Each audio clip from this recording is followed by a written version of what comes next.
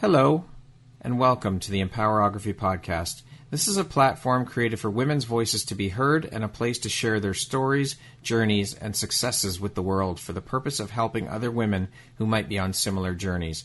We are empowering women one episode at a time. I'm your host, Brad Walsh, so kick back, grab one of your favorite beverages, and enjoy the stories.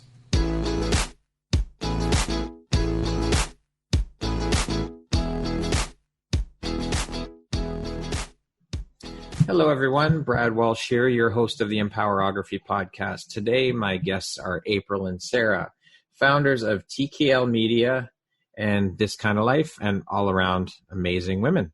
How are you guys doing today? We're great. Yeah, the sun's finally shining. We're happy. Yes, it's good, isn't it? 2 days in a row we've had sunshine. Isn't that incredible? Yeah, especially when you're just laying in your backyard. Ugh. I love it. How's your day going so far? Great. I've been up since 5, so I've got a lot done. Oh, wow. Early riser. No, I have an infant. I have a 7-month-old, 8-month-old now, Well, sorry, there we go. who woke me up, yeah. But at least you're able to be productive and get shit done. Absolutely. That's the plus side. That's right.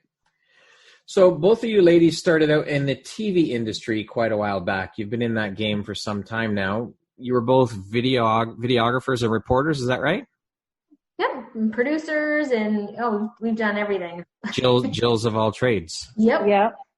Yeah. Reporters, writers, producers, like everything under the sun, basically. Mm-hmm. That's pretty incredible.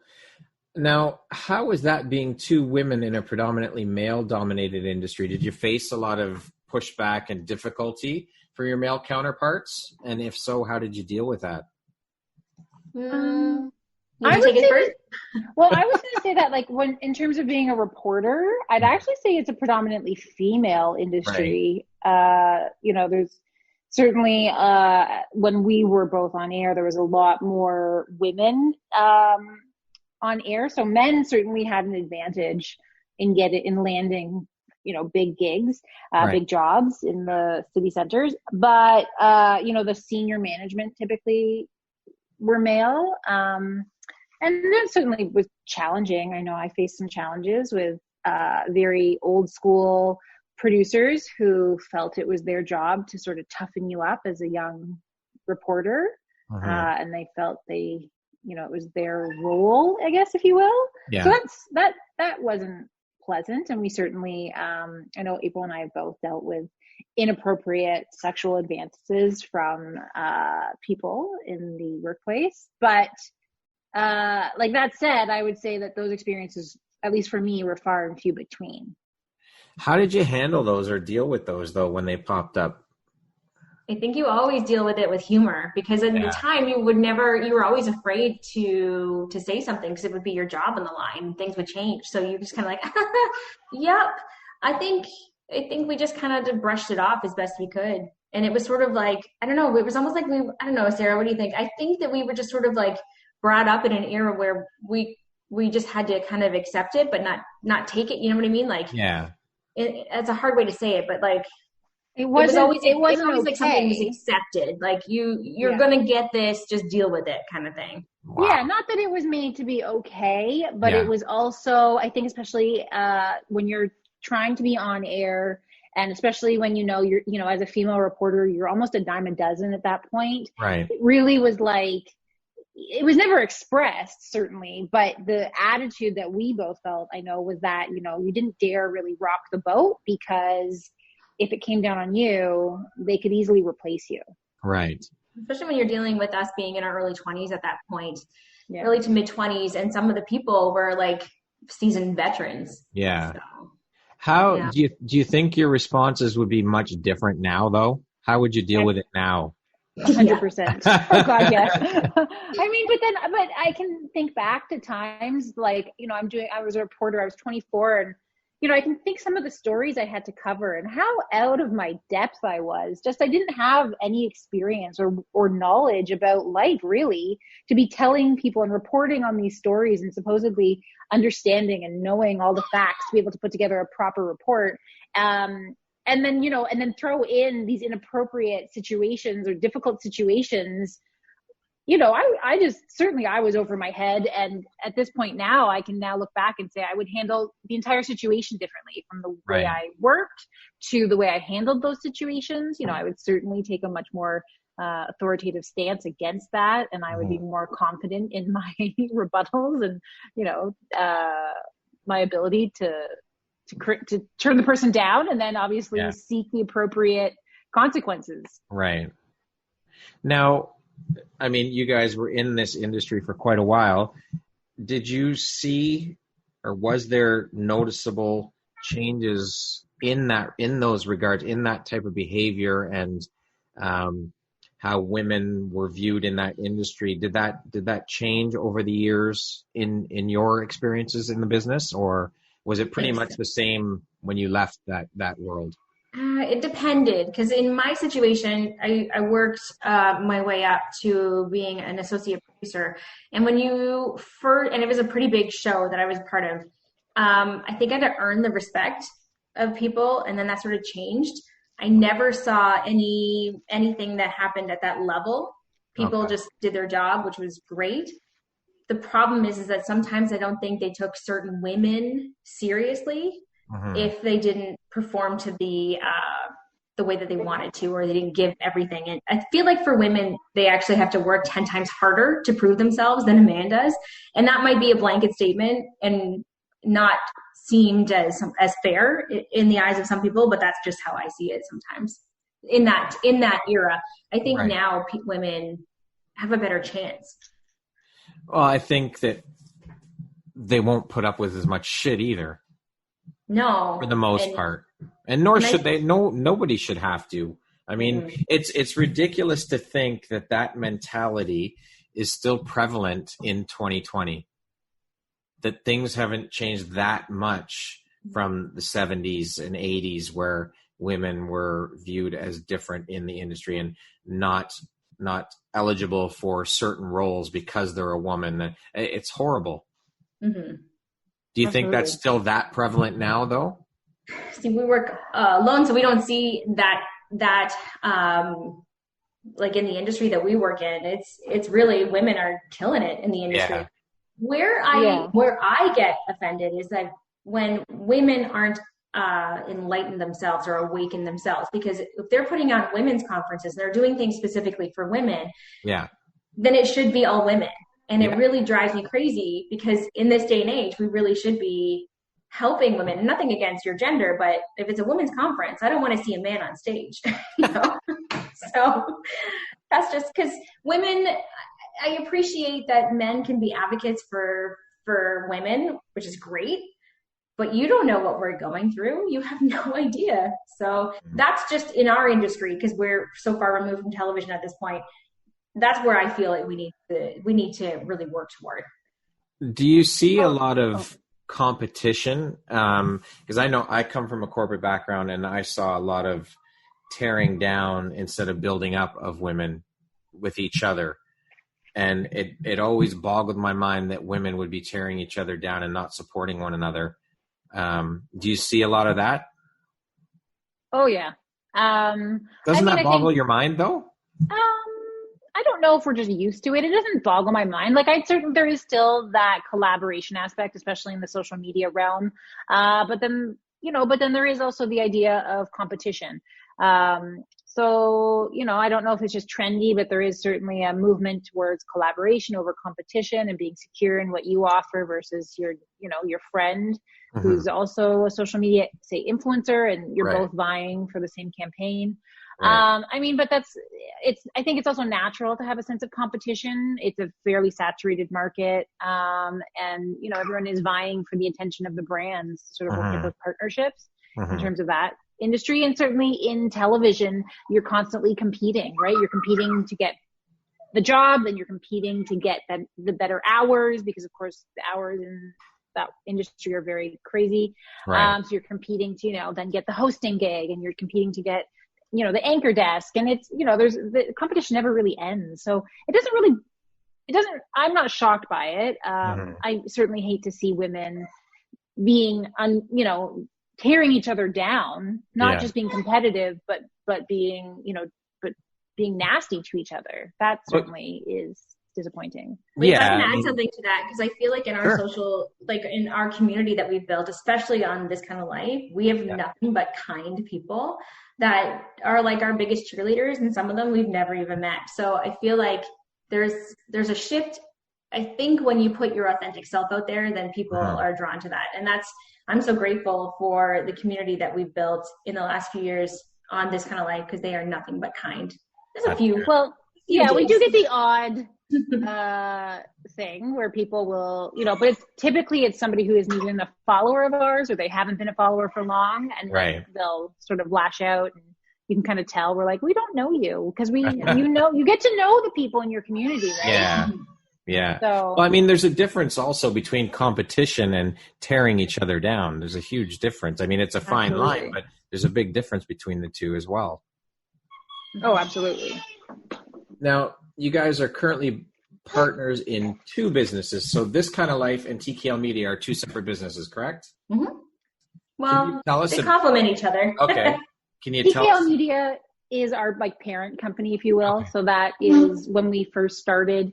We set up TKL Media. It was, at the time, we were doing a little bit of production work while we were starting This Kind of Life. And then, so This Kind of Life is a branch or a division of TKL Media. Okay. And then now TKL Media has evolved, and we are now offering social media management and content creation. Okay. As opposed to production. Okay. Can you tell us a bit about This Kind of Life? Sure. April, you want to take that one? Sure.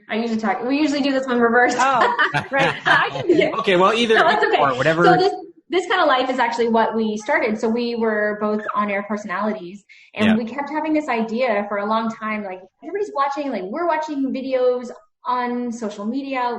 We feel like we need to because we were working in different avenues at that point, and we're like, we need to get back into what we love, and that's presenting on air and doing videos. But we got to do it where women are going to watch the videos. So we started there. We started doing, it went through a whole bunch of different ways that we did it. So we were sitting behind a desk, and then we're out in the community, and then we did some other different videos. We were doing a lot of videos. Then we pared it down. Then we did live videos. We've tried everything. It's really videos that are about women, about life with kids, things that are going to make your life better. Things that we've tried. It's everything. And most importantly, it's fun. And it really is a passion of ours. We love what we do. That's important. It's not everybody gets to say or can say that they love what they do. So, and I would just expand on that to say, sure. So we've actually, we've really taken this idea of creating video, and we've expanded to creating all sorts of content. So it's a social media community. We're pretty active on both Facebook and Instagram, as well as YouTube and Twitter, but primarily Facebook and Instagram. And we, in addition to the videos, are doing blog posts and the live videos, and we're interviewing in the community. So we've really taken all of those elements, and we sort of put them all together in various pieces of content. Okay. So TKL Media has been referred to as a boutique social media agency. What does boutique mean when it comes to social media agency? Well, I think when we first got into, the idea of being a social media agency and transitioning away from production, we had these grand ideas of, we're going to have all this staff, and we're going to, take on all these clients. And then as we got more and more involved with it, we realized that really we wanted to really not keep things small in terms of our vision, but keep things smaller in terms of our clients, be more selective about our clients so that they really aligned well with our vision and, our way of doing things. Okay. Now, how long have the companies been in existence? About 4 years. We're coming up on our 4th anniversary in June. Oh my God. No. They said it would never last. Well, fuck the naysayers then. That was our husbands, but they're good. They came around. Well, that's good. You showed them that you could do it. Yeah. For sure. Now, how did you come up with a name for the companies? Oh gosh, this one's a hard one. How did we come up with? We couldn't. Every name that we came up with was already taken. So we did. we wanted to call our production company Slam Media to take our initials. It was already taken. So we'd already established this kind of life. So we said, let's just make TKL, this kind of life media. All right. Pretty straightforward and simple. Yeah. What excites you both most about being entrepreneurs? I know. It's easy. I would say, well, the excites me is like the endless opportunity. Like you can, there's no cap on the opportunity available to you as opposed to working in a corporate industry or working for someone else where you're really limited. I think that's what excites me the most. Yeah. Okay. I like the freedom. I like the freedom of it. And that means like creative freedom I have for my schedule as well. The fact that I can come up with crazy ideas and try it without being handcuffed, I do come up with crazy ideas, and Sarah's usually like, put the brakes, hold on, this doesn't make sense sometimes. She's the voice of reason. She reins you in. Thank God. Could you imagine? But like, I've worked in corporate for a long time, and I just realized that I can't sit in a desk. I need to move. I need to be able to have freedom in my schedule. I liked being at home, taking care of my family, and just the creative freedom is awesome. I don't think either of us are desk people. Like once you've worked in a newsroom, it's a different vibe. So even if you're at a desk writing for a shift in a newsroom, like you're still up and down, you can get up and walk. You can leave the newsroom and go to Tim Hortons whenever you want. And so I think for both of us, going from that environment and trying to work in more corporate settings, it was very jarring. Like where they're like, where are you going? You can't just take a break. Like you have to do this, and you're chained to your desk and don't talk to your neighbors. Like very different situations. And that neither of us work well in that kind of an environment. You don't fit in sort of mold. No, not to be like micromanaged, let me get my work done. People on news get their work done no matter what. And we get our work done like at the very last minute.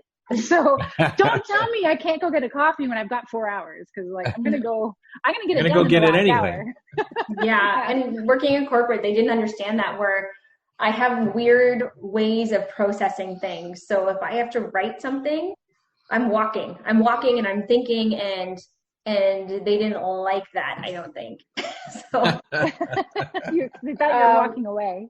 Like, where's Apryl? Oh, she's like, I work for a hospital part-time, and they totally understood that. They actually encouraged it. But yeah. And I also do my best work last minute. So that's probably from working so many years on deadline. Pressure. Yeah, exactly. What is one of the most frustrating things for you ladies about being entrepreneurs? I'd say the grind. Like it's you can never take your foot off the gas. And it's always on your shoulders, right? So it's the grind of constantly pushing, and sort of feeling that weight of, you can't just rely. I mean, we can rely on each other, which is amazing, but you can't just leave it up to somebody else, because ultimately it's on you. Right. And I think that's the things. Nobody's going to care about your business as much as you do. And as much as that's a blessing, it's also frustrating because we've had people work for us before, and we're like, can you just try, so we've had that. And I'd say taxes. Oh, the bane of most business people's existence. Yeah. Why did you ladies decide to start up a social media agency? Where did that idea come from? Why social media? Well, we were asked by a number of people that we were working with, and we kept saying no. We're like, no, we want to grow this kind of life. That's our focus. And then we were like, wait a minute. If people are asking us to do this, and multiple people were losing money. Right. So we thought, let's just try it. So we approached a couple of our friends, and our one friend who's now a client, was like, where do I sign? We're like, we're not even asking you to be a client. We're just asking you what you think. Yeah. And she was our first client, and it was wonderful. And through the work we did with that client, it was really satisfying.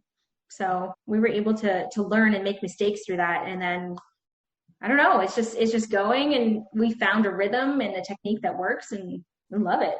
Now you're helping. Sorry, go ahead. Sorry. Oh, I was just going to say, I think, and through that initial client, we found, that our our instincts were right in that our approach really did work well. And we've been able to sort of not replicate that, but we've been able to use that same approach for all of our clients to reach success. And if we can boast a little bit here, like we're course. talking success of like tripling their following, like wow. like that based on our thing, and people that they were working with other digital agencies and they weren't getting those results. So it's really satisfying, so satisfying to see that. I'm sure. Now that's basically the purpose of the agencies, to help people create their profiles, I guess, create their online presence and grow that presence, correct? Yeah. Okay. And also establish a brand, and right. I think the biggest tip that we give people is like don't just post things. These are your people, these are your friends. You gotta talk to them, you gotta inform them. So I think that was the biggest change, is just making them stop and think that this isn't just an avenue to get to post things because they have to. It's actually a community. Mm-hmm. Now, what excites you ladies most about creating the content for clients, or helping clients create their content? What's most satisfying and exciting for you guys about that aspect? I'd say for me, it's like really seeing, like, a lot of clients have this vision of what they're like, I want to say this, or I want something like this. They don't know how to make it happen. Right. So being able to take that, and sometimes it's more challenging than others, but take that vision and turn it into something, and to really show them it's not just the visuals, it's the language, it's the messaging, it's everything all together. And, really being able to take their vision and put it into content that really connects with their audience, and showing them that there is an audience there that's going to show up for them. You just have to create the right type of content. Right. We did a number of workshops too. So I would consider them clients as well, just different. Yeah. And some of the feedback we got that actually is like the best thing they could ever say to us is, thanks for your workshop. I put those tips to work and found results that first day. Like, wow. That excites me when we can get the results for clients that are regular clients, and also somebody that's trying to do social media on their own. They pick up some tips from us and it's changed their world. That to me is so gratifying. That's awesome. Now, is the majority of the focus of your client base women clients, or is it men and women, or? It tends to be women, which wasn't, it's not like it initially wasn't our intention to be exclusive to women. Okay. It's just sort of, I think what our brand attracts, right. Is sort of that small, like typically it's, small business owners, or women working in social media, or women looking to build their own social media. So I think it's a combination, I think, of sort of who we know in the community as well as who our community is. Do you have male clients though as well? No. Okay. No. And I will say, like, we have worked with some men in the past. We've had a man work for us actually. Yeah. And we actually just found it didn't work. We went to a few meetings with him, and we found the clients just couldn't connect to him. Right. And his style was far too aggressive for them. So, it was certainly a learning experience, but it definitely, for whatever reason, we just found, we were like, you know what? I think it's okay. We need to work with women, employ women, because they get our clients. Right. Right. Now, how do you decide on which clients you'll take on and which ones you won't? What's the decision process there? Well, we're big on like trust our process, trust it. Like, and if people want to do more on their own, we can work with that. But if they can't trust us on and we can meet in the middle so that we can get the results, I think that's hard. I think it's just a gut feeling. Sarah and I always say that, and it sounds so woo-woo and everything, but like if we meet with somebody and we're like, we don't know if this is going to work for us because our gut actually is making this weird sound. Like, we just can't do it. And it's the truth though. That's how we've made, and it's so not technical, but it's never, ever let us down, ever. Always trust. We do have some tools that we can use, that we have used in the past, like a lead and prospect sheet that we've, like to sort of determine, like, is this person going to be a good fit, sort of based on what we can assess So we can use that, and we have sort of weeded out certain inquiries based on that. But it's also through the initial conversations. We set up, we have an initial sort of like conversation where we go through a bit of a survey or a bit of a questionnaire to sort of get some ideas. And, it's sort of gauging, like Apryl said, gauging their reaction and using our own intuition to see like, how are they feeling about this? And what is their response to this? And what are their expectations? Because certainly with social media, it's so vast in terms of like, what services are out there and what people's expectations are and what their understanding is of the industry. Because we've had people ask us like, oh, if you come for a photo shoot, I want you to take 300 photos and I want to keep every shot you've taken. And we're like, that's not representative of a photographer, like of the photography industry or of the content creation industry. So it's sort of like a whole process leading up to the actual getting started. So we've certainly gone down the path with clients where we thought, oh, this person's on board and they're going to be great. And you get almost there, not quite to where we're creating the content for them. And then we realize this is not going to work because they're expecting way too much. Yeah.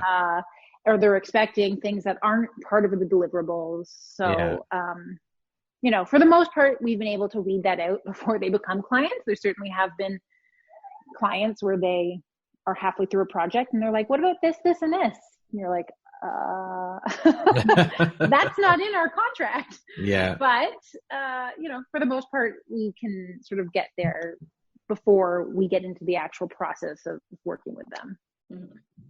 What are some of the challenges you faced early on in the business and how did you overcome those? In terms of like our social media business or this kind of life stuff? Well, either or both. You can do both. I think with the social media, we, with anything, we didn't know how to price ourselves. Right. We didn't know what clients wanted, if we should just go with packages, like predetermined packages. And after that, and so it's just kind of working. And now we customize things. So what people need and how we can achieve their goals and stuff. Mm-hmm. That was sort of the challenge. I think the biggest one is just valuing yourself, finding out what you're valued at. And we always worry, at least I do, like if we're overcharging or if somebody's going to pay that. So that's always a worry for us in figuring out how to determine our worth. Right. And I think on this kind of life, we've struggled with the same thing, certainly our value and understanding sort of, people don't want to talk about rates, but then you don't really know how to position your pricing. So that's certainly been a challenge. But I think also identifying ourselves was a big challenge. It's sort of the wild, wild west in terms of social media influencers and social media personalities. So, you get advice from all these different people and, they're all great and it all worked for them. It might've worked for them, but it doesn't mean it's going to work for you. So certainly, I think just trying to figure out who we were and what we had to offer. And then not really worrying so much about fitting into a specific box. You know? We thought we had to have a label and we had to be this type of content creator and offer this type of thing. And we have to have 3 specific things that we talk about. And, and sort of once we let go of that, we started to see a lot more success in terms of engagement and reaction from our community. Okay. What do you think your unique skill set or superpower is that has helped you both become successful? I think number 1 is authenticity. And I would just leave it at that. I think we are exactly what Sarah had said earlier. We just are so true to ourselves and we're honest people. I don't know if you want to add anything, Sarah. People always tell us that we're so real and and for that, it's funny because we're like, what does that mean? Like, I don't really know how to go on a video and be fake. But I guess certainly there are people that do that. But for us, because we've been in front of the camera for like 20 years, it's very second nature to us. So we're very easily ourselves and very easily very real on camera and off camera. It's the same sort of a thing. So, I think that's certainly a superpower. Okay. So let's go down a not so serious road here. Steer away from business for a couple minutes just to get to know a little bit about you guys just as people, not as the business people. What sound or noise do you guys absolutely love? Well, right now I love silence, but I will take the ocean. There's too many people in my house. I love summer, like thunderstorms. Summer thunderstorms. Okay. Yeah. Like daytime thunderstorms. What is your favorite curse word? Oh my gosh, Sarah, you can't say yours. Yes, you can. Oh, it's bad. Fuck all the time. What's You say the other word. Oh, cunt. I also say cunt. You are one of the first women I have ever heard say that she likes that word. I mean, I don't like to be called it. No, of course not. That's just vulgar. Because I do swear a lot, and it's one of the things I'm trying to not do as much, is to swear so much. And how's that going for you? Not so good with, being stuck in quarantine with 3 kids. But I will say, I feel like, fuck is a great word, but it's used by everyone. So if you really want to like drive home your point, I feel like the C word is not one we hear a lot of in North America. So it's my position. And she only brings it out when it's really deserved, to be honest with you. Right? So it's appropriate use. The C word is like, yeah. But I'm with Sarah. I do say the F word a lot. You can swear. It's okay. I know, but the word that I say a lot is motherfucker. I probably say that so many times a day that I can't. Motherfucker. I love it. I love it. I can't believe you like that word. That's just, wow. I don't hear very many women at all say that they like using that word. So very refreshing. Oh, good. How would you guys describe yourselves in one word? That's a hard one. I'd like to make you think. Anxious right now. I'm so anxious for COVID to be over. That would be me. But I think that I'm very much an optimist is another word that I would call myself. Sarah? I would say driven. I think. I'd say driven. Okay. What is the funniest thing that's happened to you recently? I don't know. Funny things happen to us all the time because you'll see us on our social media. We're always laughing. We're always having fun. So I don't know. Can we say one of the most, it may not have been the funniest, but one of the most fun things we did recently together was, so April turned 40 a month ago. Just exactly a month ago. Yeah. And so we did a Facebook Live. We normally do Facebook Lives on Thursday nights, but being together, obviously we couldn't be together. So we did it through a Zoom video, just her and I mean, and obviously all the followers on our Facebook page. And it was like a virtual birthday party, and we totally got drunk. Yeah. Nice. And we were and I have to say it was like actually so much fun. So much fun that a month later, I'm still thinking about how much fun it was. It was. And Sarah is like the best friend you could ever have because she organized all of that. And then on my actual birthday, she got all of my friends and family to do a drive-by parade. Wow, very nice. Yeah, it was pretty special. So yeah, I would say that whole 4 days of my birthday celebrations were your birthday week. Yeah. She was supposed to be in Vegas. So well, this is still good though. You know what? Vegas would have been still fun. Yeah. I think Vegas would have been memorable, but these are memories that I'm going to have forever. Yeah, that's true. Absolutely. What makes you smile? School. Talking to Apryl. Being with you. We in person. Yeah. When and all the kids going to school. Yes, the thought of our kids going to school. But we obviously we're working apart a lot right now. I had a baby in September, so we already were working apart. We went from working together every single day to sort of working on our own a bit through the week. Right.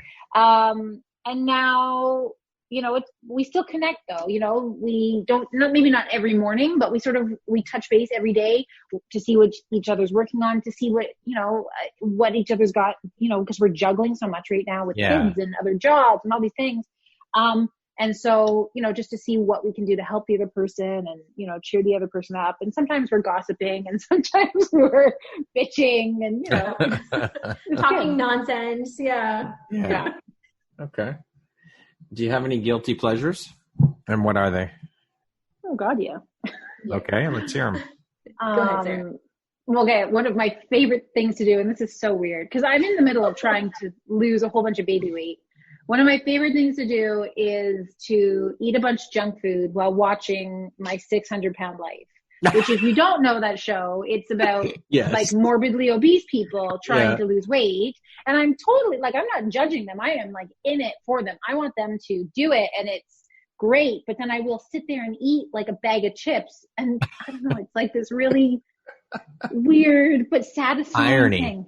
Mm-hmm. Mine's not as funny. I'm a total nerd when it comes to my guilty pleasures. The first one is like 80s music. Okay. The other one is my stress reliever is thrift shopping.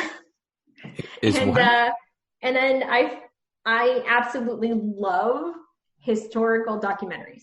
Okay. I'm such a nerd. No, that's your thing. That's your thing. What is your favorite quote? Do you have one, Sarah? I would say I'm not a huge quote person. I don't remember lines from movies so much like that. I'm not that kind of person, but mine's like work hard, play hard. Cause that's I do both. I've always sort of believed in, you can screw around, but you got to give as much as, that same amount of effort in your work. There's two quotes that actually have changed my life. So they kind of hold on to me. And I'm with Sarah, I forget quotes all the time. The first one, somebody told me years ago when I was way too, aspiring to be well paid, all this stuff. I was really chasing the money. And she said, "You're not happy. Find your passion and the money will follow." And I'm like, whatever. And I really thought that my passion was in what I was doing and it wasn't. Mm-hmm. And now that I'm doing it, what I'm actually passionate about, her words ring true. So find your passion and the money will follow is 100% true. The other quote that's really changed my world, and it sounds really cheesy. It's a Rachel Hollis quote saying, "Other people's opinion of you is none of your business." And I say that to myself every day whenever I get a little bit anxious about oh, is that person upset with me? Did I say the wrong thing? And I'm I don't care. So that has changed how I do business, how I run my life. And I feel like it's given me so much more confidence. So I love it. What does the word empowerment mean to you guys? For me, I think of it in terms of more self-empowerment, really believing in yourself and having the confidence to move forward with what you want. Starting our own business was an incredibly empowering journey. And I don't think either of us, we certainly hit a lot of bumps along the way, and still do, but, we both just jumped in and we both, again, really trust our instincts and our gut. So having that passion and that confidence and being empowered to do that was huge. Okay. I think, sorry, my phone keeps lighting up. This will go away. Empowerment to me is anything a guy can do, I can do too. Anything that I put my mind to, I can do it because there are no roadblocks, and that's empowerment and also privilege in a way. We've come a long way from, I think it was my dad that really put that in me more than my mother, which is kind of interesting, where he used to say to me, just because you're a girl and somebody says that to you, that you can't do something, doesn't mean that that's true. So don't ever let your gender hold you back. Yeah. And that's kind of a really cool thing to hear from your father, who was brought up by a military man. So, so I feel like empowerment has been something that's been driven in my soul from him at a very young age, that I always felt like I could do things. So I don't know. I think that needs to happen though with kids, and it needs to start at a very young age, where we need to tell our children, boys and girls, that they can do anything they want, but it has to start at a young age so it gets ingrained into who they are and they just live that way. I really believe in that. And that's what my husband and I really intentionally raise our son, who's a different kid. Like he's not into big sports. He's into raising butterflies. And I really like to foster, like, this is your personality, run with it. Yeah. So I try not to change that for him. Yeah. So I think that's really good advice. For sure. What is the biggest pain point that you guys have been dealing with in your business these days? I mean, aside from this COVID pandemic we're in, but what's the biggest pain point you guys have been dealing with? Taxes. Taxes. I think, COVID came at a terrible point for everyone. For us, we were sort of just hitting our stride. We were at a point where we were like, we've got the clients, we've got like very clear revenue streams, and we know exactly what we're offering and where, and it was all coming finally all together. Yeah. But I think other than that, growth has been a challenge. Other than taxes, I think growth have been a challenge in terms of like, we want to build a team, but finding the right people to build with, and to sort of, as Apryl has said previously, have people that care about your business. They're not going to care as much as you do, but still are invested in your business. So that has been a big challenge for us. Okay. Yeah, but definitely COVID for sure. This has just been, and if there was ever something to be positive, it's that we were able to sustain our business and actually grow a little bit, not to the point that we wanted to. Yeah. And we've seen so many peers lose their businesses. So I'm just so grateful that we're able to continue. Well, I think we all have to try and find a little bit of a silver lining in all this. I mean, you hear so many people bitching because they're on lockdown and they can't do this and they just want to get back to work. But I mean, you can't. All the bitching in the world isn't going to change it. So why not use the time wisely and do stuff that you've been putting on the back burner, or work on, if you're an entrepreneur, work on your business from different aspects. Look at different ways to bring your business to where you want it to be. Yeah. But don't sit and bitch about it. The key word is pivot. And we've seen in our community, those who have pivoted have done really well. And those who haven't are struggling. Yeah. It's hard. And I think it's, we've seen some people do it really well. And then we've also seen a lot of people really struggle with, I think, finding the motivation to do it. The uncertainty is really something they're struggling with, which is, certainly unfortunate. Yeah. That's where you have to dig deep and find the motivation. I think for Sarah and I too, with COVID, we've never been the type that just sit down like, oh, well, this happened, so what are we going to do now? We're like, well, this happened, so we got to do this. We never rest. We're always looking for different ways to make it go. And it's a passion of ours. And Sarah had said a long time ago, it's a very needy baby, our business. So I have two of those. Yeah. So it's one of those things, like, and I think that would be, even when you ask, like, what is our biggest success? And I think that's just you get knocked down, you get up again. We're never afraid of failures. And I would say that's our biggest advice for people in this climate is don't give up. Yeah. Mm-hmm. What is the best advice you've ever received? Find your passion and the money will follow. I think back to some advice we got from a client. Remember what Peggy said, Abe? This woman we worked with, it was like a year-long partnership. She owns a big, huge real estate agency or brokerage here in Barrie. And she had said, don't be afraid of investing in yourselves. Because we were like, oh, we run really lean and we haven't taken on any debt in terms of our business. And, we're really proud of that. And she said, why are you so proud of that? Like, that's not a good thing.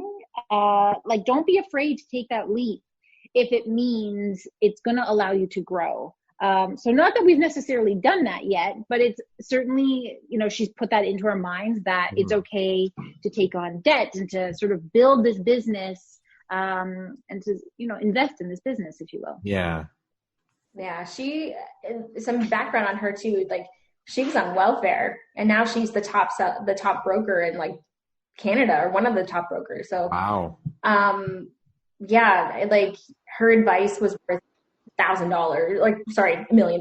Like, she's just such a lovely person. And she's also done it authentically too, which I would say she's probably a role model for me anyway. Mm-hmm. Awesome. That's incredible to go a rags to riches story, right? That's absolutely amazing. They're so inspirational when you hear those stories. If you could have a 1-hour conversation with anyone in the world, alive or dead, who would it be and why? My grandfather. Aww. That's sweet. I want to say Trump. Trump. Okay, because hear me out. I think I just would I would want to have that experience of talking to him to see if he's as arrogant and my opinion. I don't have a great opinion of him and the way he comes off. Not talking about his politics necessarily. I'm talking about the way he presents himself, and he comes off as, from the reports, he's sexist and he's just not a pleasant person, really. He's just this. He comes off like a bully. And I almost want to have a conversation with him to see, is that really him? Is he actually this arrogant and much of an asshole? I think it would be Trump, honestly. That'd be interesting. I want to be in that room when you do talk to him. That'd be fun. I think it's. Let's make that happen. You'd have to muzzle me though. Yeah, I might try and punch him out. Also, I don't like the man. I don't agree with his politics. No. I think it'd be a very interesting person to sit down and be like, wow, are you actually this way, or are you being perceived? Are you being taken out of context and all the things that you claim? Yeah, which it'd be interesting to find out for sure. How do you define success? For me, it's a feeling. I mean, I've been through quite a few jobs where you were physically ill going because you just hated it so much, but you were there for a paycheck. And so even though I made significantly more in those jobs, I am significantly happier doing this. So it really is just about happiness for me. Okay. I mean, eventually we'll pay ourselves more, but that isn't the driving force at all. It's just a feeling of happiness, overall contentment, and also just doing a good job. I'm sort of that quote that Tinkerbell, she survives, or she gets her energy from applause. And in a way, if somebody tells me you did a really good job, that's means more to me than anything. Yeah. I think on a daily basis, my idea of success is really achieving, all that I set out to do, which is about, and it's the juggle between my family and my work, and taking care of myself. So really, to me, success, we've sort of reached that, even though, again, financially, we aren't necessarily where we want to be because of this, especially because of this pandemic. Yeah. But certainly, I think I would say that, I would consider us successful because this is we thought the biggest thing that we were going to have to deal with this year was me having a baby and trying to juggle work. And I'm, and then throw a pandemic at me and I'm like, okay, this sucks, but I got this. I can take care of 3 kids and work and, deal with all the other thing and get my workout in and, and so I feel like, to me, that's what I pull success from. And that's sort of how I define it. Awesome. What do you feel most grateful for in your life? For Sarah, I really do. To be honest with you, I don't know if I could do this by myself. It's a lot of work. And the fact that she's able to pick up, even with all of her load, she's able to pick up whatever I can't do, she does. I feel like we really lean on each other and see where our challenges are. I'm also just grateful for being a female entrepreneur in this time, because I feel like it is the best time to be a female entrepreneur in this space, in a social media environment, I think. And I feel like Sarah and I have been sort of not pioneers, but we started just at the right time. And so now people are appreciating it, I think. Yeah. And I agree. Our partnership, I think, is something I'm really absolutely grateful for. I think, we have a really amazing working relationship and friendship. And I think we've always said friendship first. We were friends for 15 years before we started this. So I think, that foundation has led to an amazing partnership, with very few bumps in the road in terms of like how we work things out and how we discuss things and any issues that have come up. So I think, that from what I hear from other people, that's pretty remarkable. That is very good, because you would expect that you would bump heads and it would cause problems in the friendship and the business, of course. I mean, that's the last thing you want, is to ruin a friendship over business. And you hear of those stories happening. So I think it's pretty incredible that you guys are able to navigate both and still be great friends. And that's always been, I know. And we talk about it, we haven't seen each other in ages, but I mean, we always have said friendship first. So, we've always said if it gets to a point where one person is really unhappy or things aren't working out, like that's, our friendship is far more valuable to us. Right. If you could go back and give your younger self one piece of advice, what would that piece of advice be? Just has to be one piece, because I have two. Okay, two is fine. One is I would tell them to follow passion and not try to follow a paycheck. Yeah. And the other thing, which is that same quote that changed my mind, other people's opinions of me doesn't matter. So. Okay. And I think mine would be to not be afraid. I've always, not in the last maybe 10 years, but before that, I certainly was somebody who talked myself out of things. I held myself back from things because of doubt and lack of confidence. And there's a lot of times I really wish I hadn't. Okay. And lastly, do you guys have any big projects that you guys have been working on behind the scenes that you want to share with the audience that you're going to release soon or anything like that? So we're doing an online course right now to help people create content and learn all the ins and outs of social media. Okay.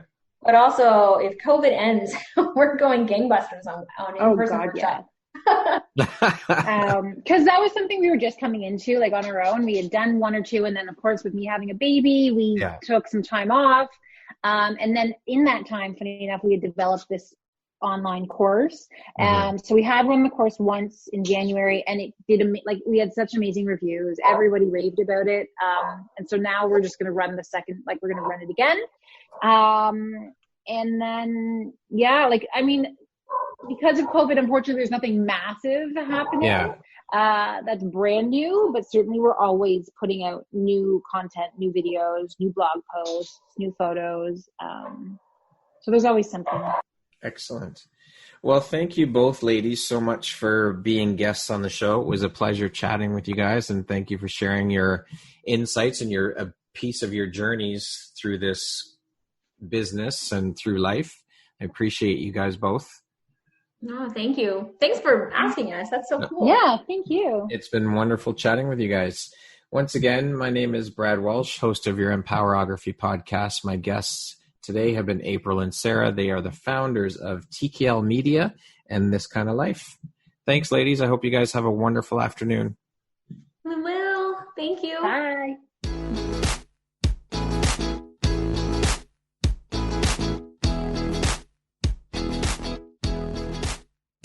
Thank you very much for listening to this podcast. If you haven't yet, please be sure to subscribe, rate, review, and share with all your friends. You can find me at visuphoria.ca and follow me on Instagram at Empowerography Podcast and on Facebook at Empowerography. Please join me next time for another inspirational story from yet another amazing woman.